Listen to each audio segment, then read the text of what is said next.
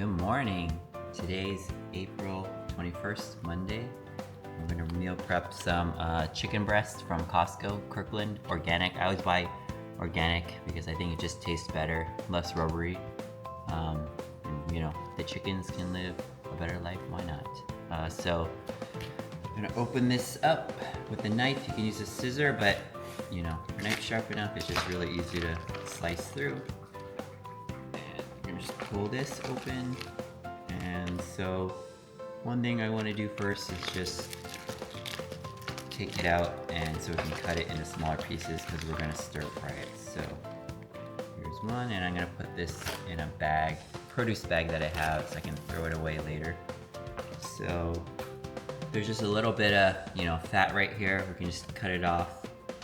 You know, trying to save some calories on a diet right now. And there's like a little bit of fat here. We can just, you know, kind of slice it off a little bit. And there might be a little bit of meat there, but that's okay. And it's really not that much because it's chicken breast, and chicken breast is really lean. So, you know, it's okay if you don't want to cut this off. It's a personal preference. I like taking the time. But for chicken thigh, I think it's totally worth it, especially if you're dieting. Okay. And yeah, I think that's, you know, pretty good. So what I like to do is take your knife and hold it like this, your thumbs right here, and put it in the middle and slice it in half basically. And watch out for your fingers and hold it down so it doesn't move. You just basically slide it through, and you gotta make sure your knife's really sharp, otherwise you're gonna have problems. So here you go, it's cut in half, and I accidentally touched the raw chicken with my other hand, but I didn't want to do that. Let me just rinse that really quick.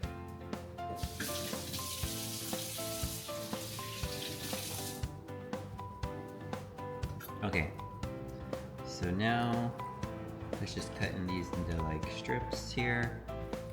1, 2, 3. And then we'll cut these the other way so they're little kind of like rectangular pieces. They don't need to be perfect, at least for home cooking. The other thing I'm gonna do is I have a scale over here, and I'll show you that in a second. So I have a big bowl here, and I have a scale, and here, I'll move the camera over. So I have a scale here. And basically I like to weigh the chicken raw so that I know how much I'm cooking and eating. So then I can compare this to the cooked weight, and then I can input it in my app to count my macros. So I can show you how to do that later. But basically you take the raw weight and say you want to eat 6 grams. You do 6 divided by your total weight, and that gives you a percentage. And then once you cook it, you want to weigh that as well. And then you basically take that percentage and multiply it by the cooked weight, and that should be about a good estimate about what it is when it's cooked, because when you cook it, it loses a lot of water weight, so it weighs a lot less. So you can't just weigh 6 ounces on the scale and expect it to be 6 ounces raw, so that won't be correct. And it doesn't really matter too much if, you know, you're not really strict about dieting or your macros, but for me right now, I'm trying to lose weight, and this is what's worked for me. And I guess just maybe being having done bodybuilding before, I can't not count macros. So once you start this life, you can't stop. Okay, so yeah, almost done here. And usually I meal prep way more chicken, but right now I only have just this one bag today. I gotta go buy more from Costco, so let's see. Okay, cut this off. Not too bad.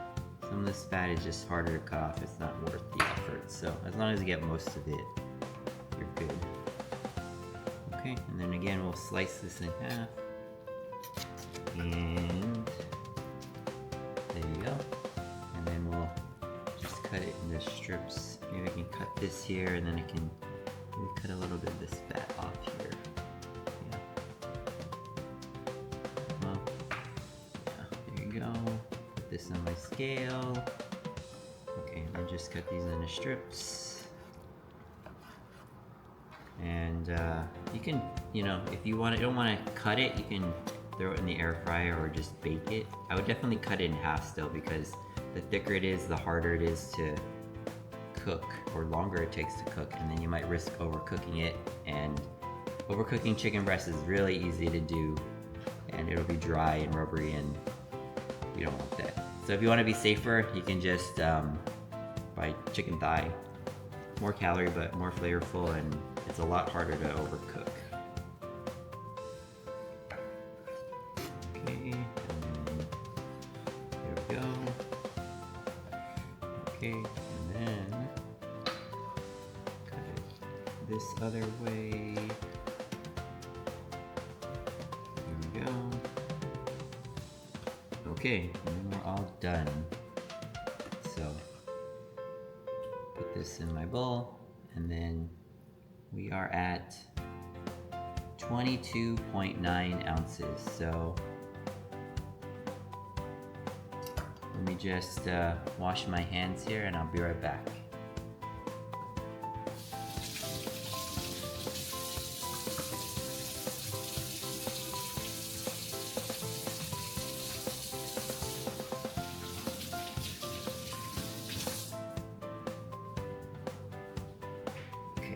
Just move this cutting board.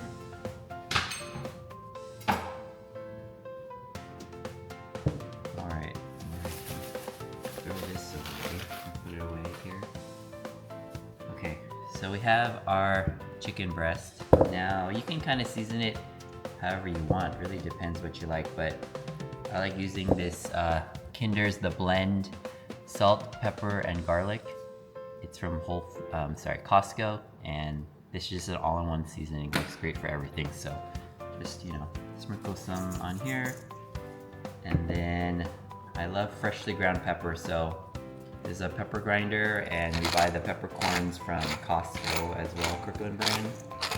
So extra pepper, and then paprika here.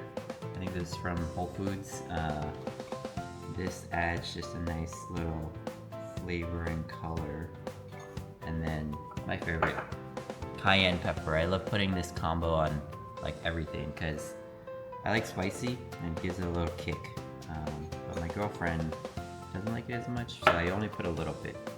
And the last is some soy sauce, low sodium. So this is also from Costco. I buy the big jug, Kikkoman, and then I just pour it in the small one. So, you know, just pour a little bit here, and then basically you can kind of shake it up or use your hands. Here, I'll use my hands in a second. There we go. So yeah, just use your hands and mix it up. You can use gloves too. Okay, and then put a little more of all the same seasonings we just did. And I just kind of eyeball it. I don't really measure it. You know, just make sure you have a light coating of everything, so that it covers everything. You can see that there. And then a little more soy sauce. That's some color and flavor, some salt and sweetness. And you just mix it up like that, and then you're done. So I'm gonna put this in the fridge for a couple hours or overnight, and then I'll see you back when I cook this thing. Alright, so it's the next day, and we're gonna cook this chicken. Here's the chicken marinated overnight. Probably don't need to do it that long. But I like using a non-stick pan because it gets the browning really good, and it gives a nice flavor versus like a ceramic pan I don't like, but cast iron might be pretty good too.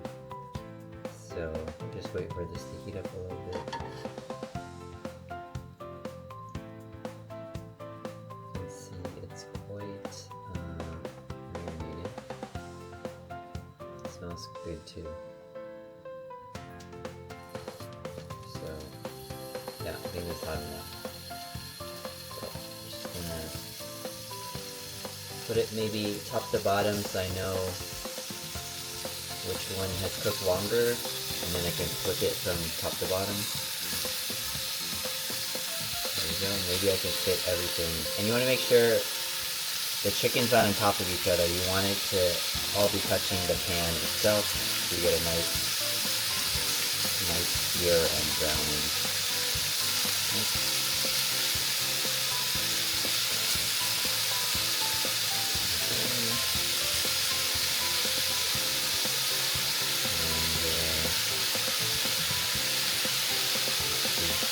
Maybe we can get everything. Maybe not. Oh, maybe we can. I think we can do it. Okay, it's not gonna be perfect, this is fine. But that's the great thing about home cooking. It doesn't have to be perfect or pretty. It can be ugly. And that's probably why I would never be a chef. It kind of takes the fun out of cooking, I feel.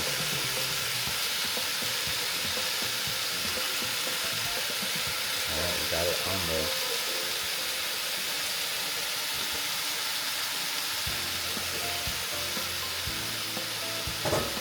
Just let it sear for a little bit. Take a picture. Pour some down. Yeah.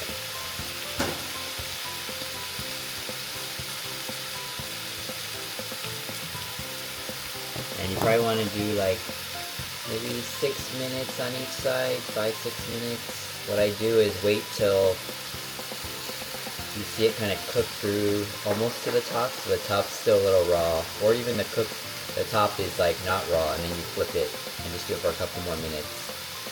That's kind of a foolproof way. And then later we can just check by cutting it open, or you can kind of like push down on it and you can kind of see the firmness. The more firm it is, the better, which means it's probably more cooked inside.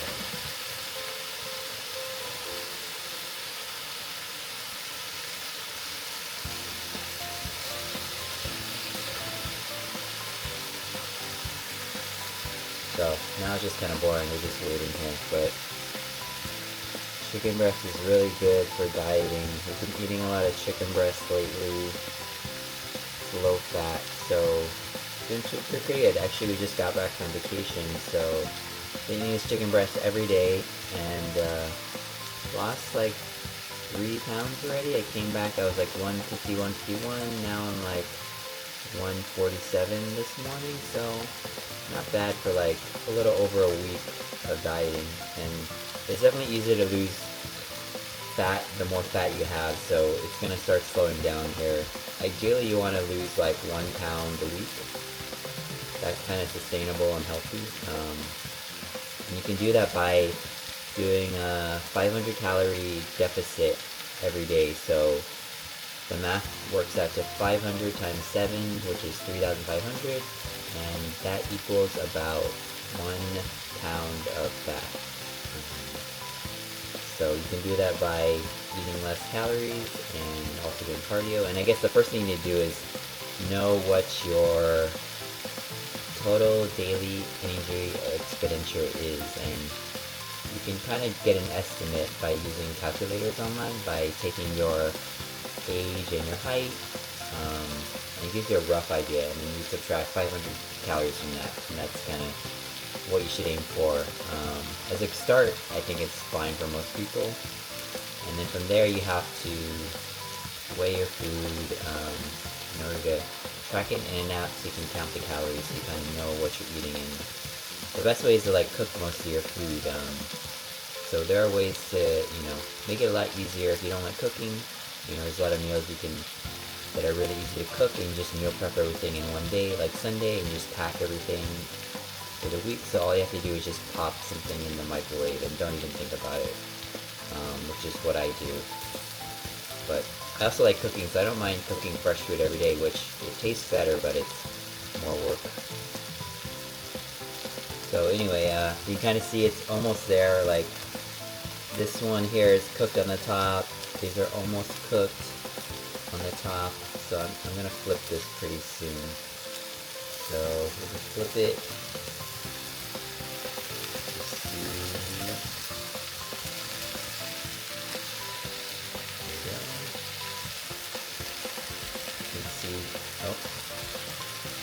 You can see here, this has some nice browning on it, which is what we want, not too much. obviously sear it longer if you want more browning, but you don't want it black. Like this kind of like light brown is perfect actually.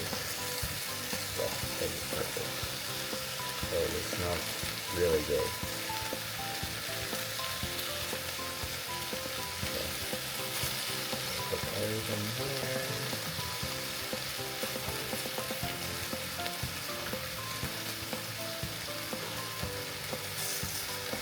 Okay, to be honest, a spatula is probably easier, but here we go, we're committed, so.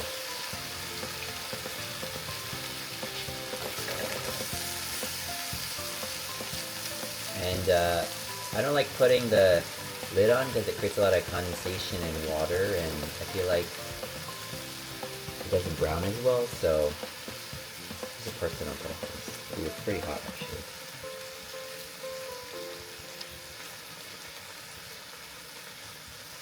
Okay, so just let that simmer for a couple of minutes, and then I think we're ready to go.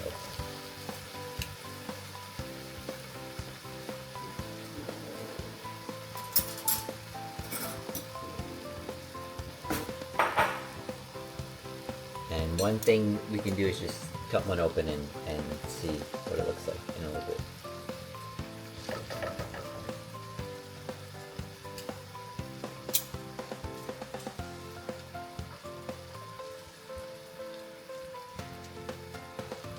And I usually like eating this with Japanese sweet potato because, well, Japanese sweet potato, don't even get me started, it's really nourishing, filling. It tastes great, like it tastes like candy almost, you know, like when you bake it in the oven for long enough, it kind of browns and caramelizes, and it's very sugary, and it's almost like a dessert, so it's very filling. It goes great with chicken, but also this, you could just eat this with some rice, and then some kind of veggie. I think I'm going to do celery tonight, but as far as portion sizes, you can weigh stuff, or I'd say another way to roughly estimate what you're eating is take a plate and have half of it be protein, 1/4 of it be veggies, and 1/4 of it be carbs, whether that's rice or sweet potato. That's kind of an easy way to eyeball things if you can't weigh. Okay, we're almost there. So I press down, it's like really firm.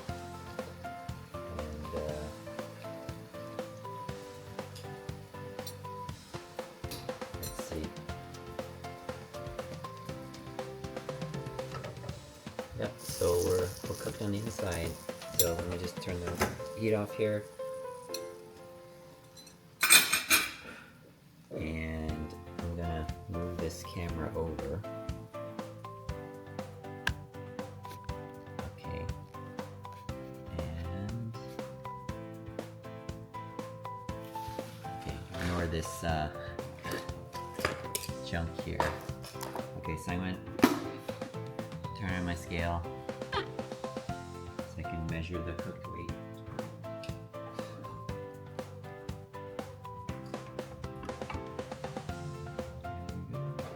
All done. Only took maybe like 10 minutes. Okay, so that's 19 ounces, and honestly I don't remember what the uncooked weight is. I have to look at the video. I think it was 29 ounces, so I want to eat 6 ounces, so what I do is do 6 divided by 29, which gives me 0.2, and then times this by 19, so 3.9, about 4 ounces is what I want of the cooked weight in order to get 6 ounces worth, if I remember that correctly.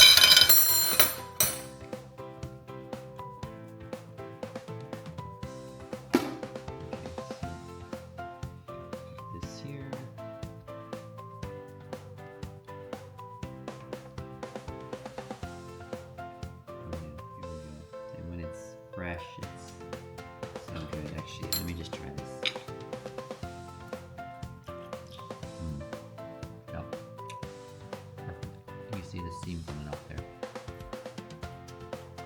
Let me get the celery.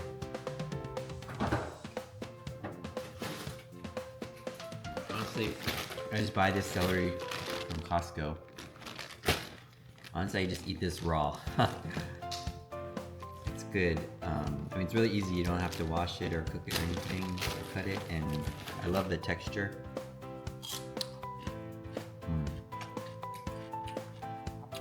But I could see why some people wouldn't like this.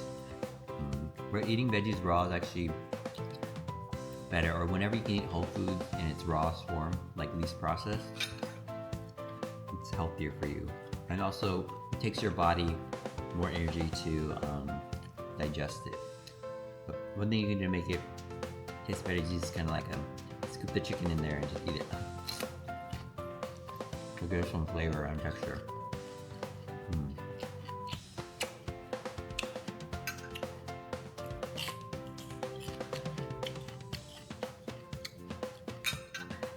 Alright, let me also get the sweet potato so you can see what I mean.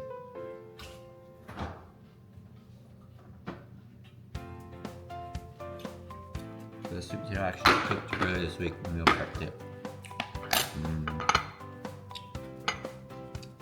You see here it's kind of wet. That's the caramelization and the sugar, so that's the best part actually. So I'll eat that after we finish this, and one thing I've been doing is eating the sweet potato with ice cream, homemade ice cream. I have a Ninja Creami, and I'll show you that in a little bit. That's been super good because when you heat up the sweet potato with ice cream, it melts and you just eat it together. It's a nice contrast. It's so good. Anyway, I'm gonna finish eating here, and then I'll show you guys the sweet potato ice cream before we call it a day.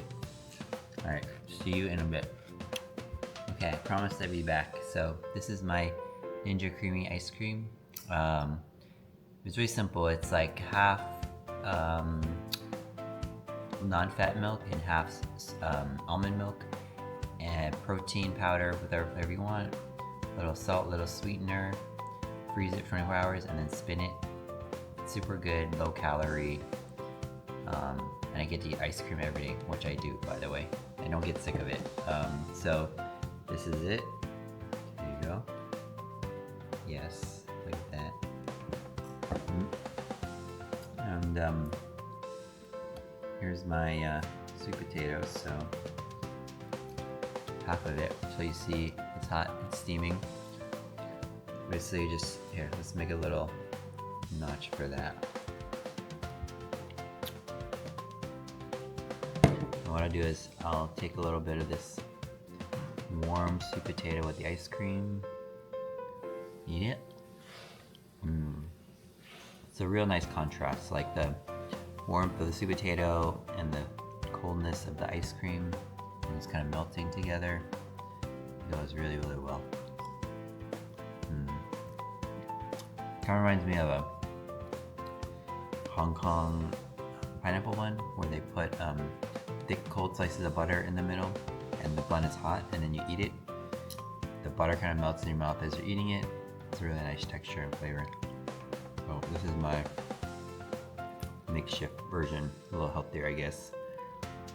And Japanese sweet potato is actually really, really nutritious. A lot of vitamins and minerals, especially in the skin, actually has the most. So don't be afraid to eat the skin. All right, I think I'm gonna enjoy this while I work on a video, or maybe I'll watch watching The Last of Us. Season 2 just started, so let's go.